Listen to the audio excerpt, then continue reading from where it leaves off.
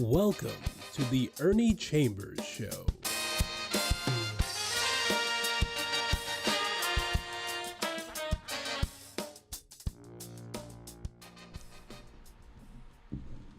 Brothers, sisters, friends, enemies, and neutrals, I'm back, but there's going to be a little different format today. I will answer some questions relative to what a listener wanted to have me answer. So we're going to do that first, and then I'll get into what I usually do, which is my choice. Today's questions are brought to us by Catherine Fleming Bruce, a journalist from South Carolina. She is the CEO of Camelot Excalibur Trust Ltd. And the founder of Collaboration for Community Trust. Catherine's questions are centered around the topic of the need for more Black, Indigenous people of color in our United States Senate. Our first question: what led you to consider electoral politics as a way to make social change in your community? I did run for U.S. Senate one time, but before that, I decided to run for the legislature when I was, at that time, a very young man, because I'd always been involved in the issues confronting our community: segregated schools, lack of employment, housing that was restricted. But there was a senator in the legislature named Edward Danner. He was a union man. He had worked at the packing house. He was doing a very good job, but unfortunately he died. And a Republican appointed another guy whose name was Althouse. We called him Outhouse because he was such a Tom. He had stood on the floor of the legislature and said, if God intended that the white man be in charge, there's nothing we can do but follow along and do what he says. I was so outraged that although I had never thought of running for the legislature, I put my name on the ballot, and as fate would have it, I won. So it was the thing that drove me into politics was the absence of a strong voice at any level, state, local, or county, that spoke for us and the problems that we had. Our next question: what issues were you most concerned about that led you to run for United States Senate? As everybody who has paid attention, even in grade school, knows, each state has 2 senators at the U.S. level, and none of them had ever addressed our issues, those of Black people. In fact, they were very racist, and openly so. The kind of issues that we needed to have addressed were what I already touched on: housing, employment, schools, segregation everywhere. There were not even Black bus drivers. There was no Black person on the fire department, and the police were almost like occupying Gestapo members. The usual things that were confronting the communities of color and Black at that time were the ones we were faced with also. For our third question: what led to your choice of political party to run as their candidate for U.S. Senate? They had qualified as a political party, apparently. Now, party politics was something completely foreign to me. And since they could have a candidate and nobody wanted to be the candidate for them because they favored the rights for the LGBTQ community, although they were just all lumped together as homosexuals. I don't care what a person does with whomever that person chooses, when it's voluntary and at night and doesn't involve me. But since I was approached and asked, would I be their party representative by a young man whom I respected in the community, I said sure, and it'll give me a chance to at least comment, even though nobody is going to debate me. So it gave me a chance to have access to the media in a way that I wouldn't, and there was not even a lot of that because everybody knew there was no chance whatsoever for that party to make any impact on anything. For our fourth question, what were some memorable moments for you as a U.S. Senate candidate? There was only one memorable moment. People wanted to see Bob Kerrey debate Ernie Chambers. So they arranged a debate. Bob Kerrey refused to show up. So I was able to point at the empty podium and say, this is the man who is supposedly strong enough to fight for the interests of the people in this state, yet he's afraid to debate me face to face. That should give you an idea of which of us you ought to vote for. Nevertheless, Bob Kerrey won. So I never had any issues that I expected to deal with as a member of the U.S. Senate because I knew I would never be there. For our fifth question, there have only been a handful of African Americans who have served in the U.S. Senate. What impact do you think this had on our community? With all due respect to those black members of the U.S. Senate who did the very best they could, they had about as much impact on the interests of black people in our communities as a tick would have on the back of an elephant. For our next question, what are your suggestions for mobilizing and organizing to increase the number of African Americans in the U.S. Senate? It is very simple. There's no magic, no mysticism.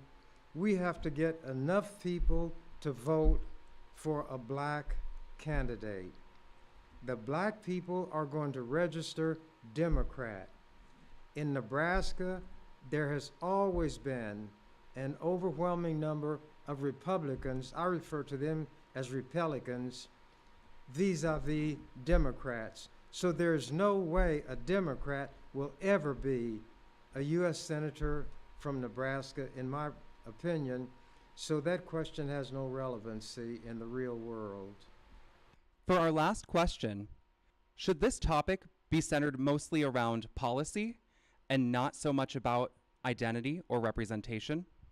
That's like asking a mouse who's being pursued by a cat, and he's going to run into a corner, and there are mice and rat traps in that corner.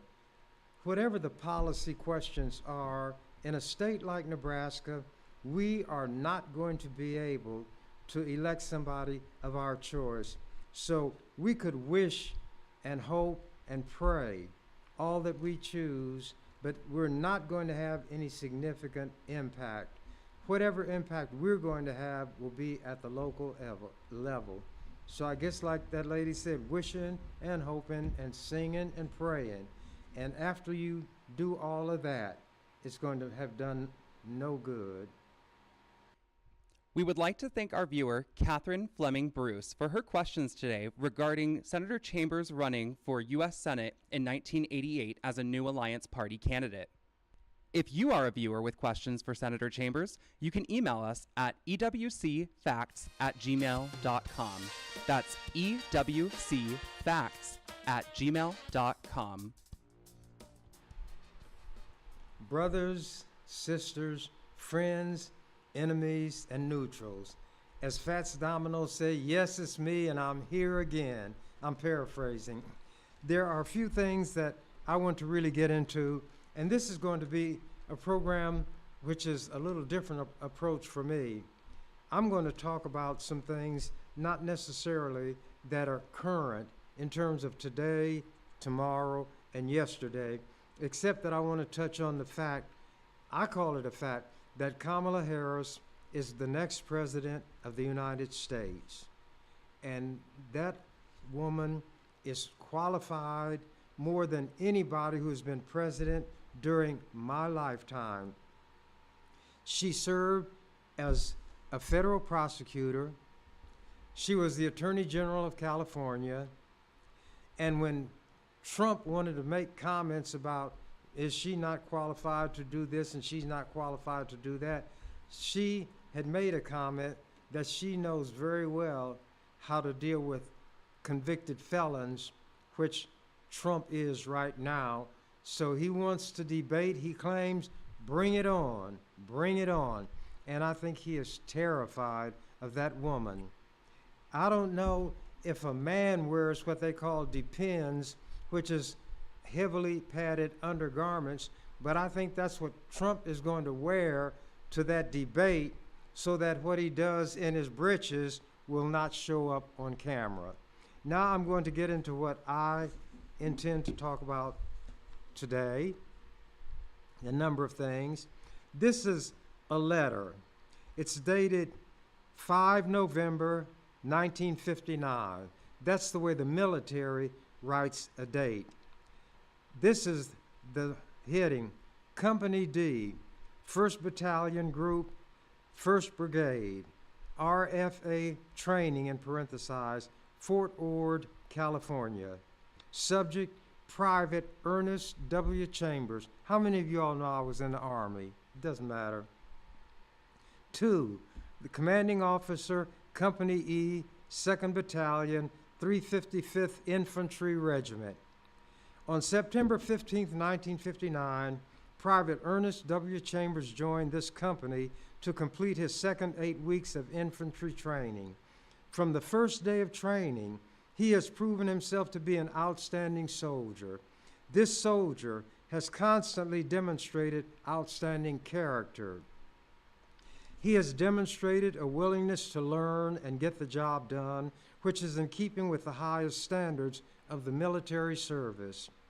During his second 8 weeks of infantry training, this company has been extremely fortunate to be able to have a soldier of Private Chambers' caliber, and as graduation time comes along, we are indeed sorry to see this young man leave, but at the same time, very happy to have had him with us.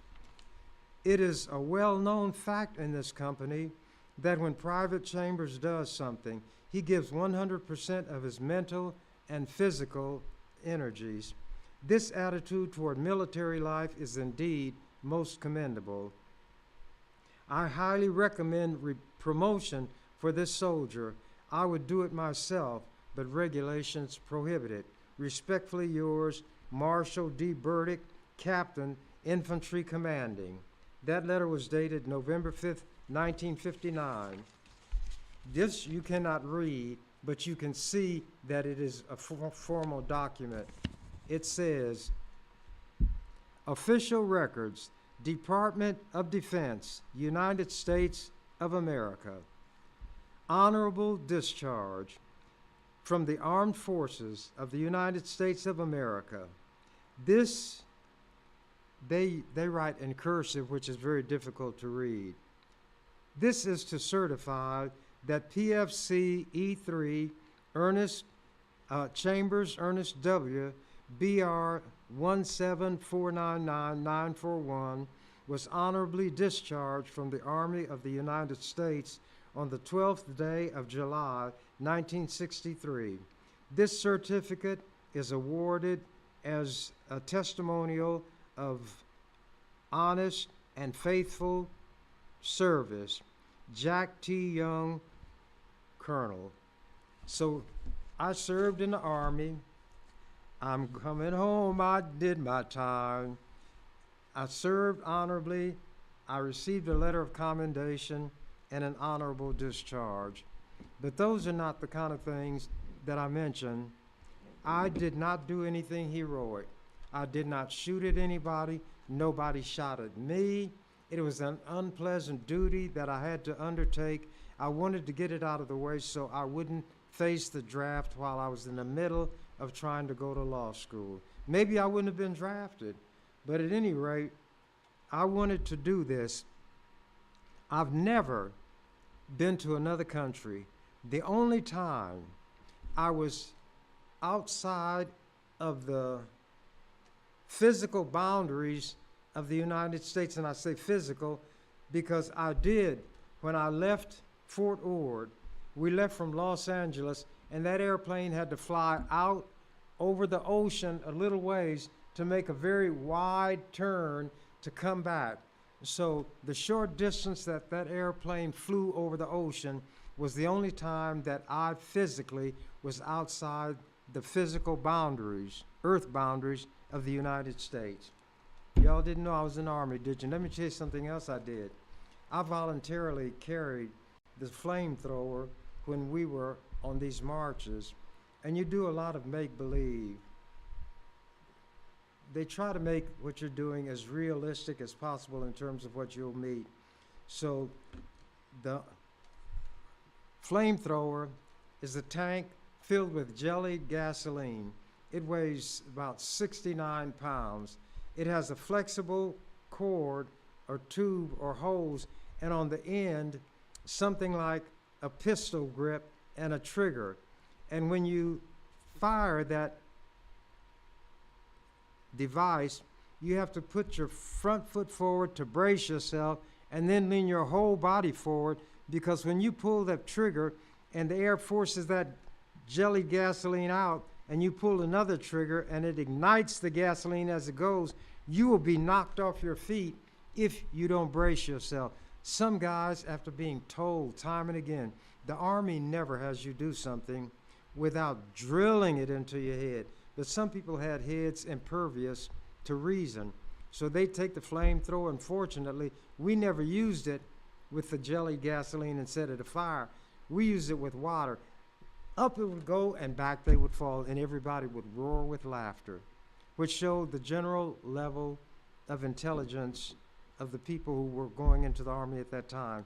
But nevertheless, when we would go on long marches, I would carry the flamethrower. That impressed the people there, because there was very little that people in the Army volunteered for. My mind was active. I would get bored quickly. I had to have something to occupy my mind. So I carried the flamethrower. Another thing that I did, Fort Ord is kind of on the border of a desert, they were told us, because at night the temperature dropped low enough so that in the morning there was a thin layer or crust of ice over the water. But after a few hours, very few, all that melted and it became very hot, very humid, and difficult to endure. They would give us a canteen, we would fill it with water. They had what they call Lister bags, very large canvas bags that were suspended, and they had water with some salt in them to replenish the salt you used as you went on those long marches. But sometimes they didn't have these bags along with us. We had to learn how to, pardon the expression, husband that water that we had in our canteen, because that would be all we'd have. I was the only black person at that time in that company. There was a Latino, but I was the only black one.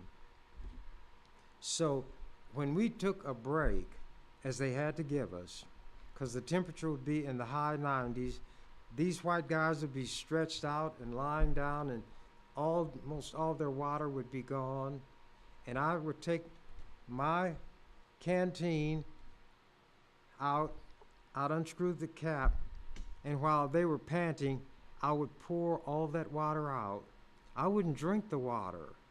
Seriously, I'm not part camel, but I knew how to condition myself for the conditions we were going to confront. They said, Chambers, you're not going to drink that water? I said, what does it look like? Don't do that. I'd like it. I said, do you have a canteen? Yeah. I said, well, put water in your canteen like I put it in mine.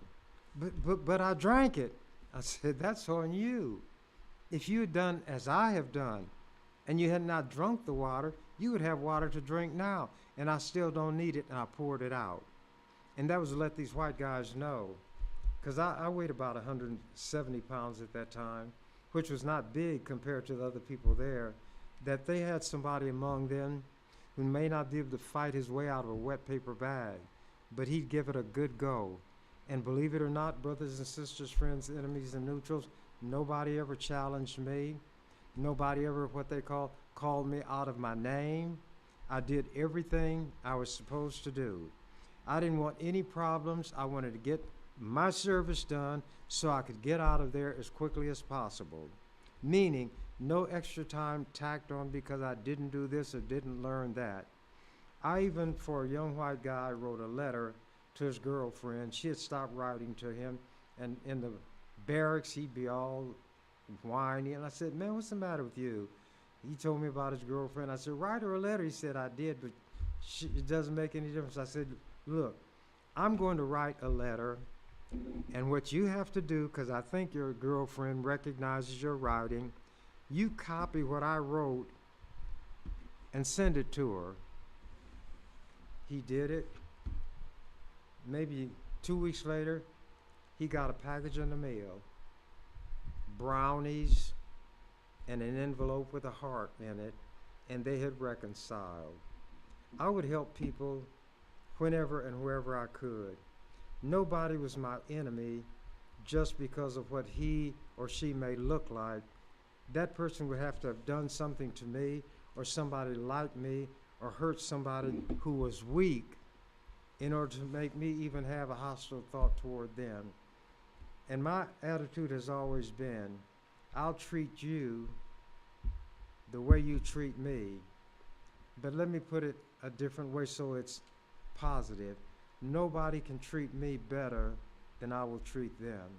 And that has always been my credo, even when I was in the legislature.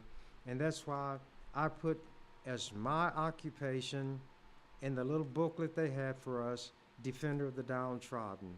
Now I've got some things that I'm going to read. You didn't know I was going to do that, did you? Well, you learn by watching. This article is called The Art of Politics. It was written in the Lincoln Journal ages ago, March 23rd, 2015. It's titled The Art of Politics. Longtime Nebraska lawmaker flexes second skill, sketching. Nebraska's longest-serving lawmaker drops to one knee and spreads more than 6 sheets of notepaper across the floor of his office. Senator Ernie Chambers points to pencil sketches of a man, a pig, a hairy cyclops, that's the guy, the giant with one eye in his forehead.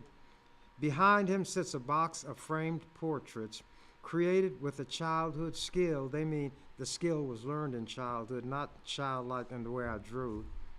He is quietly honed during a 40-year legislative career.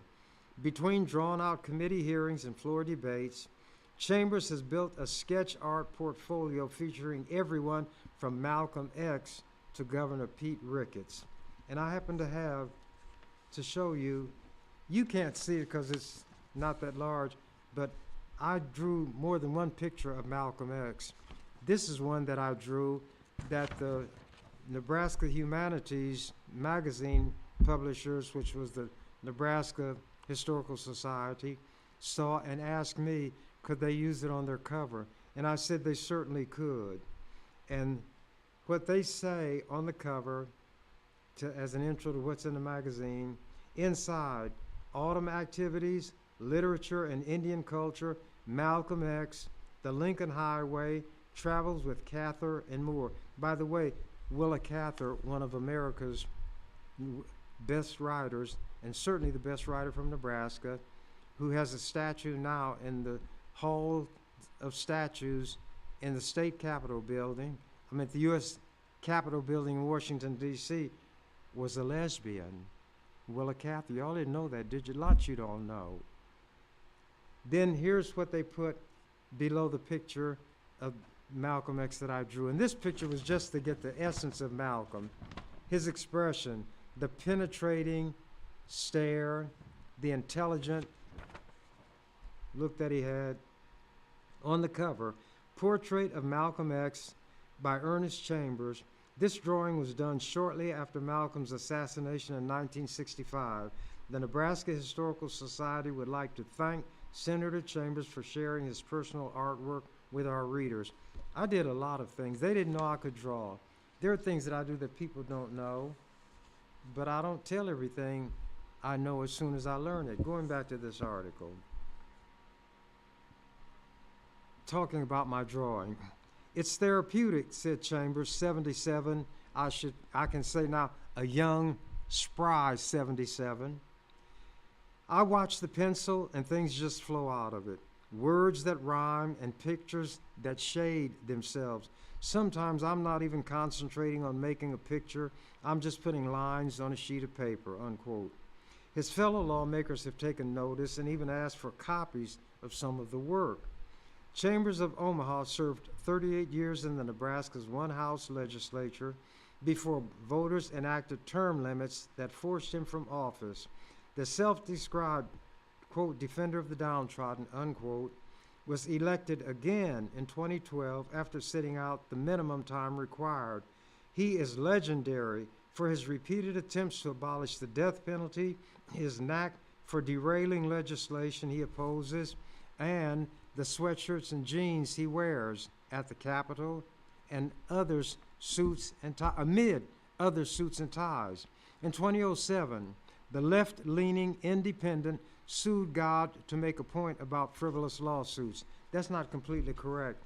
The Constitution of Nebraska said that the doors of the courthouse would be open to every man for grievances in terms of his person, his property, and so forth. That's a way of saying that anybody who has a grievance can get into the courthouse. I wanted to show that even a lawsuit against God could be processed as a lawsuit, and it was. And I lost at the lower level. But I lost because the judge said I did not serve the defendant.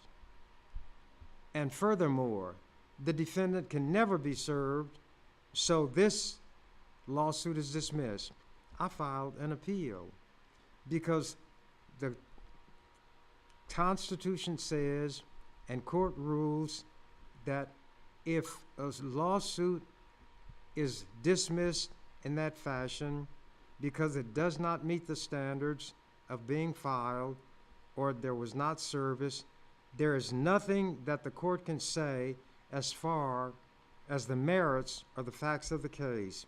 Since this judge had gone further to say that there could never be service, he went beyond merely dismissing it because of a failure to dismiss. So when I filed it to the Supreme Court, they had to accept my appeal.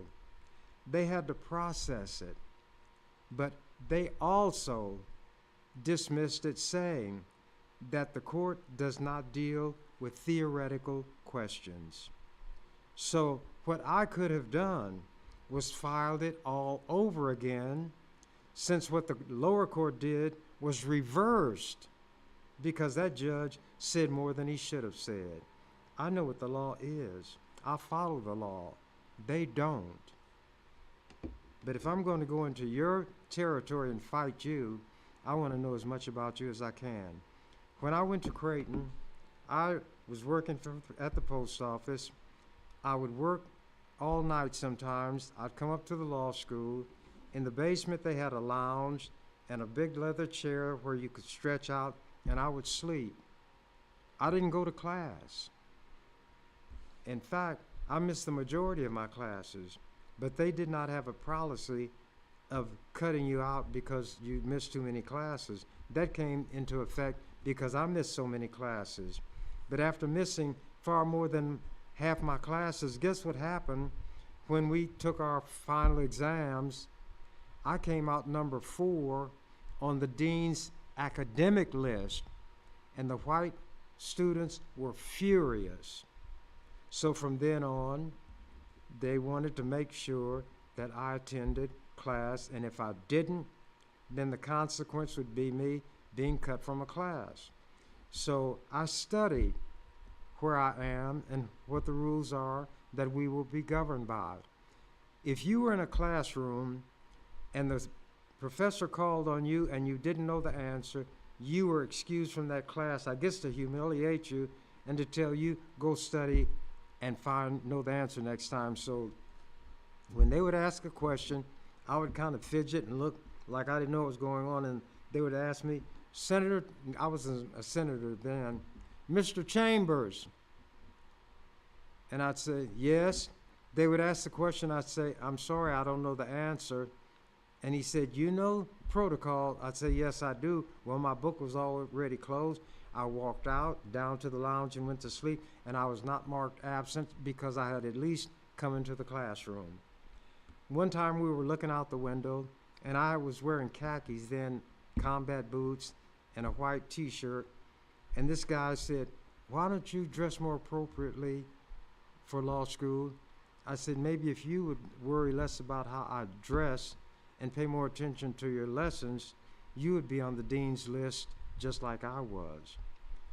Because I was number 4 on the dean's list, a large group of them below me could not get on. If I had not been there, about 6 more would have been on the list, but I was a convenient cutoff place because between me, there was not much of a gap between me and the other 3.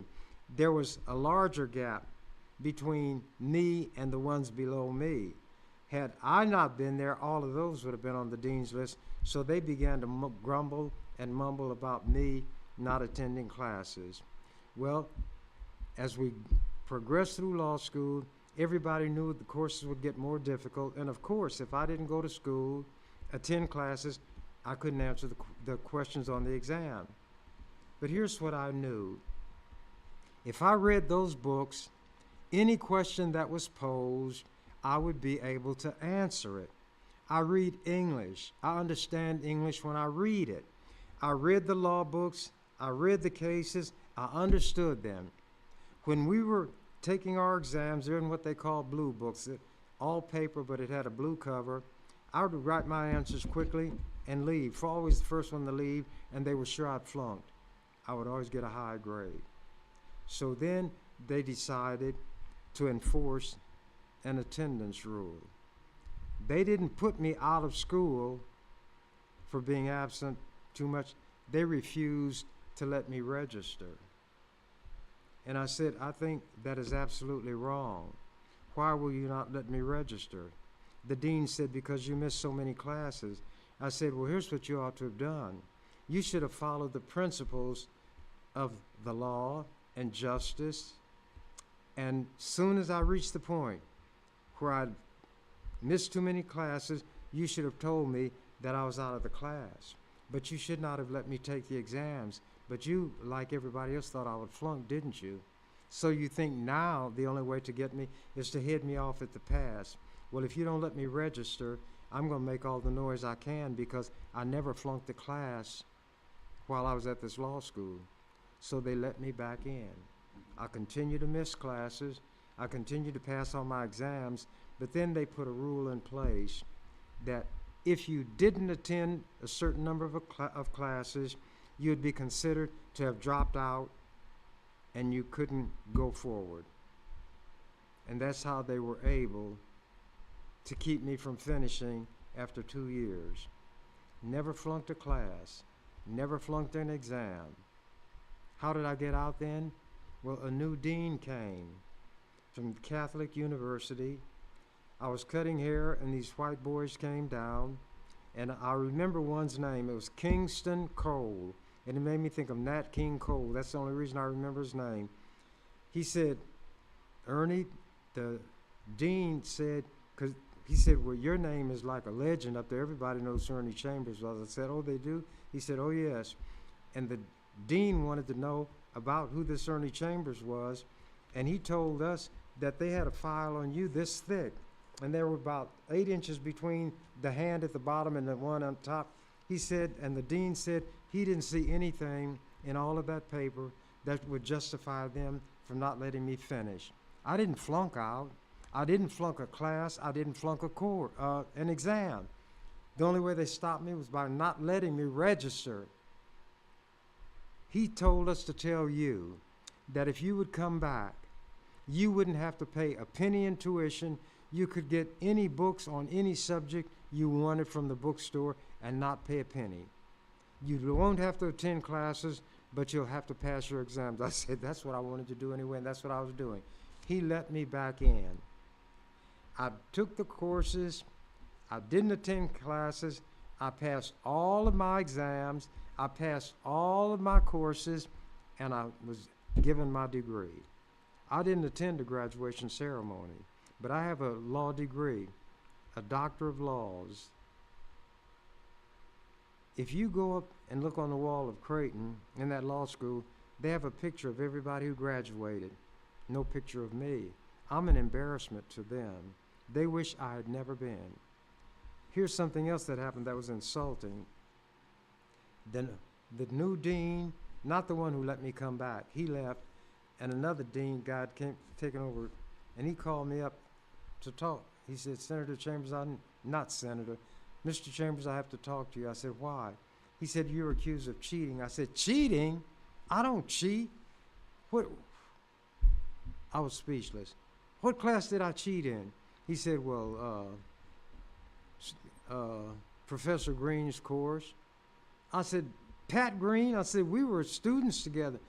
How could I cheat in his course on the exam when it was an open book test? We could bring our book and we could bring notes and whatever else we had. He said, oh, I know you didn't cheat.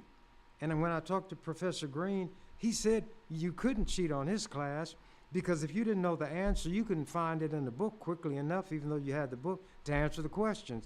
I said, well, now, if he told you there was no way for me to cheat, why do you insult me by bringing me up here like this and saying I was accused? This is the way white people are. He said, well, whenever an accusation like that is made, we have to take it up with the person who was accused. I said, that is insulting, and I walked out.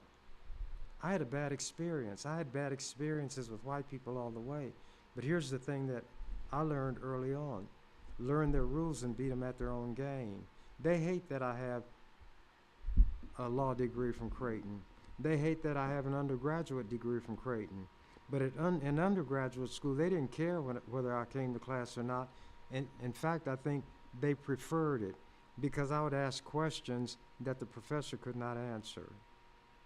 I was even allowed to sleep in one professor's English class, and I was not every closed eye asleep. So I heard him say, Ernst, he called me Ernst, Ernst knows more asleep than the rest of you all know awake. Wake him up. So I played like I was thinking the guy woke me up. I said, uh-huh. He said, Ernst, we're reading about this play that Hawthorne wrote. It's about the great stone face. What was the name of the person whose great stone face was there? And I gave it. And the professor said, see what I told you? And that's the way it went with me in school. No white person's material was too hard for me to master. If white kids could learn it, I knew it was duck soup for me. But let me go back to what I was doing. I got distracted.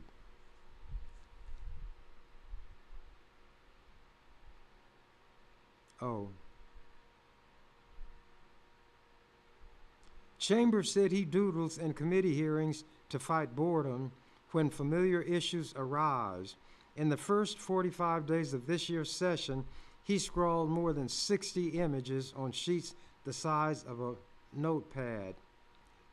Chambers tends to draw in committee hearings when the side he favors is testifying, said Senator Adam Moorfield of Lincoln, who serves with him on the Judiciary Committee.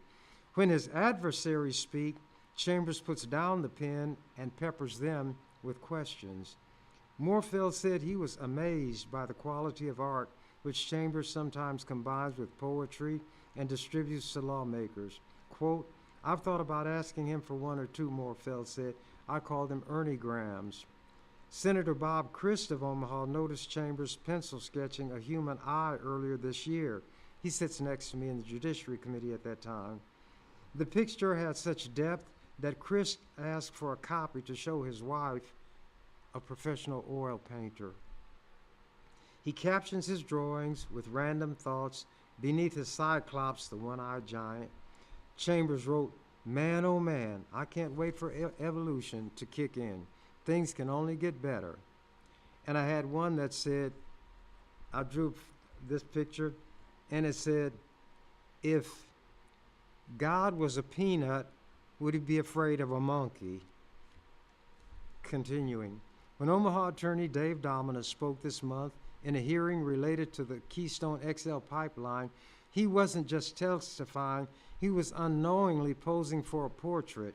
As Domina argued for tougher regulations on oil pipelines, a bill Chambers introduced, Chambers' pen gave shape to a slender face, suit, and glasses. I did a portrait of him. He's a great multitasker, Christ said. He sits there and draws, but he's always listening to every word of the arguments. Chambers said he started drawing in high school art classes and continued through law school. A law professor noticed his work on a piece of poster board and suggested Chambers pursue a career as an artist. Quote, "In my mind, he was telling me anything he could to get me out of his law school," unquote, Chambers said. His collection features portraits of John Kennedy, Jacqueline Kennedy Onassis, and a smiling young mother with her infant son. And I happen to have this. It might be large enough for you to see. This is the one that they were talking about. Just one of the pictures.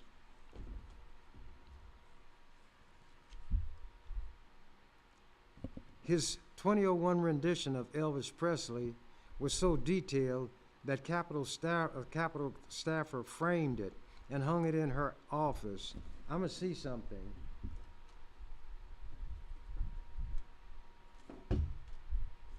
The Boy Scout motto, "Be prepared." Here was the sketch of Elvis Presley. And again, you probably can't make it out very well. But this lady really liked him. I couldn't understand why she liked him so much, but she wanted a picture of him. She didn't know I could draw. And here's what I put on the picture. To Julia, the task of an artist is to transform the mundane into art. The only reason this means anything to me is because it means something to you, talking about the Elvis drawing. If not for that, I would never have drawn this picture. It is for you, it is yours. Ernie Chambers, January 2001. They call him the king of rock and roll. They're out of their mind. But anyway, that was one of the things that the reporter thought enough about to mention in his article. His collection, features John F. Kennedy, Jacqueline Onassis, the infant and his mother, which I showed you. The Elvis Presley was so detailed that a Capitol staffer framed it and hung it in her office. Other sketches are more political or function as social commentary, such as Joe Camel with a skull and a pack of cigarettes. This one was too large for me to bring here. His collection. Despite the praise, Chambers insists he's not an artist but a drawer because he lacks formal training. "What I do is like Burger King. Have it your way," he said. "If some people see it as good art, that's what it is. If people see it as bad art, that is what it is." And like the lady said, so much for that. Actually, the song says, that's all there is to that. And I think I'm going to show you a few drawings that I made. This was one when black people started wearing afros. A man and 3 beautiful black women, 2 side views and 1 straight on. And I know you probably can't make them out very well because there's some distance between me and the camera. And this one, you might can make this out, Rudolph the Red-Nosed Reindeer. And there's a comment on it. And this was drawn in 2016. "To my dear young friend Eva, remember me always. Your friend, Senator Ernie Chambers, November 15th, 2016. Why would I even know this little girl? Because she heard of me, and she liked me, and she wanted her parents to let her come to my office and see me, which she did. And so I drew this picture and gave it to her parents to give to her. And she wanted to come back and pose with me in my office holding that picture. So here's this very young white girl, maybe 7 years old, with a copy of this picture I gave to her. And I did write to her, to my dear young friend Eva, remember me always. There was an article written about me receiving a speech award from the debating class or team at the university, and they had come in 7th or 8th in the nation that year, and the writer said it is no surprise that the young people would give Senator Chambers an award. It talked about how well I spoke, used language that was beautiful and just, and the writer added, Chambers is and always has been a magnet for young people. Young people have not lived long enough, if they're what people call bad, to have been bad on their own. They didn't have a good opportunity to learn. They were not treated well as children, but they hadn't been in the world long enough for me to say that anything they did was bad. They did things that maybe they ought not to have done because it was inappropriate, but I never considered them bad. And the little children knew of me, and although people in this community, some of them don't think much of me, a lot of people in the state don't think much of me, somebody thought enough of me to put me in the 3rd grade history book of all the public schools in Nebraska. And when the little white children would be brought down and they sat in the balconies, they'd see me and they would say audibly, there he is, he's in our book. And they'd have the sergeant at arms say, shh, shh. And I would just look up and I'd smile at them. And they would smile and wave back because I acknowledged them. One time a group of kids came and I sang, I don't sing well, a few words from, I'm trying to think of what, Pink Floyd song, all we are is just another brick in the wall. But when I started, I said, this is the way children feel about school because the way they're not treated right. We don't need no education. We don't need no thought control. Dark sarcasms in the classroom. Teacher, leave them kids alone. Then there's a little riff by Pink Floyd. And then they say, hey, teacher, leave them kids alone. Then they say, all we are is just another brick in the wall. And those kids heard that, and I got a letter. And they asked me, would I be the speaker at their graduation class? I went out to that school, and then I got a letter back. And all of the kids in the graduating class signed it. And they said that day in the legislature, when we heard you, we knew you were the one who should be our speaker. You spoke to us, you spoke for us, and I have that letter. I document everything that I'm saying. People have no idea what I was really doing in that legislature, the impact I had on this state or on the state's children. Now, naturally, I drew a picture of Malcolm X. I couldn't draw pictures of others without drawing Malcolm. But if I'm a drawer, what kind of artist would I be if I didn't draw a picture of myself? This is a picture that I drew of myself. And as Billy Joel sang in Piano Man, when I wore a younger man's clothes, that's the way I saw myself. And as Shakespeare said in one of his plays, so much for that.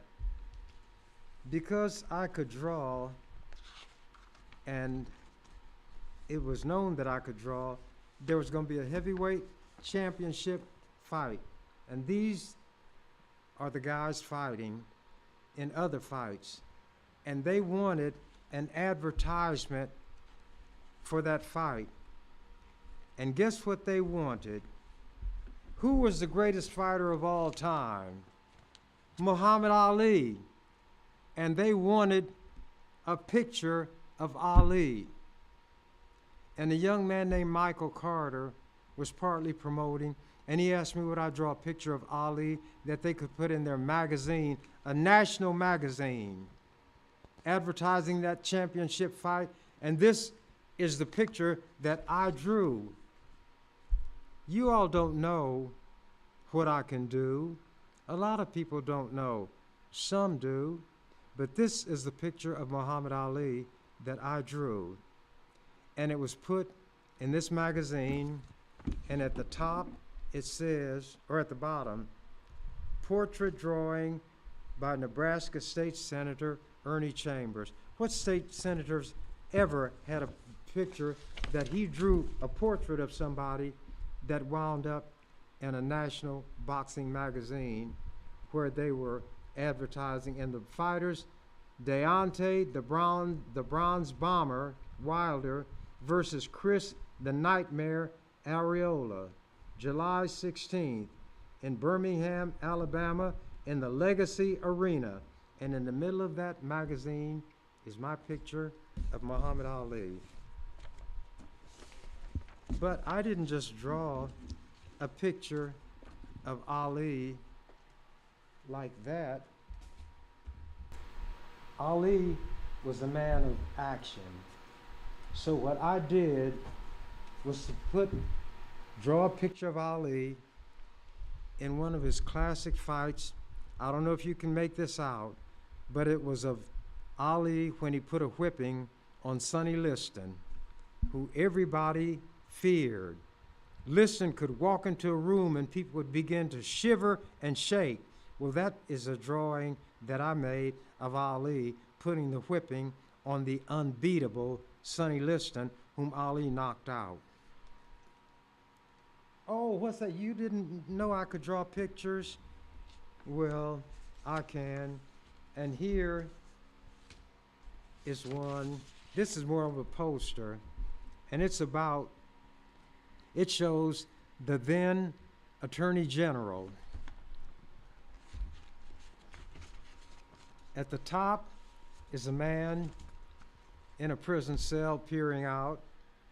In one corner is a skull, and off in another corner is an electric chair. And there is a rhyme that goes with it. It said, hangman's noose, electric chair, prison cell, grotesque death's head. Of one who loves such things beware. Though alive, he is morally dead. And his name was Don Stenberg. I did this poster and handed it out. Naturally, he didn't like it, but they know that I'm going to say what I've got to say. Here is something that I didn't put together, but it showed what cops do. And it was done by a national cartoonist named Oliphant. And I couldn't help but put it together. And then I put some words on it, and they're too small to go on here. Failed at everything, feeling inferior, can't get a job anywhere, hate black people, beat your wife, want to be hippies, etc. And there are four cops. One is saying, free at last. The second one is saying, free at last. The third one is saying, thank God Almighty. And the fourth one is saying, free at last. And you know whose words those are, don't you? I'm going to scamper right along. At any rate, Father Time has caught me. And I say now what I always say at the end. As the canary said when he discovered that the door to the cage was unlocked and swinging open, I'm out of here. You've been watching The Ernie Chambers Show. If you'd like to leave suggestions, email us at ewcfacts@gmail.com. That's ewcfacts@gmail.com. This is an EWC Communications production.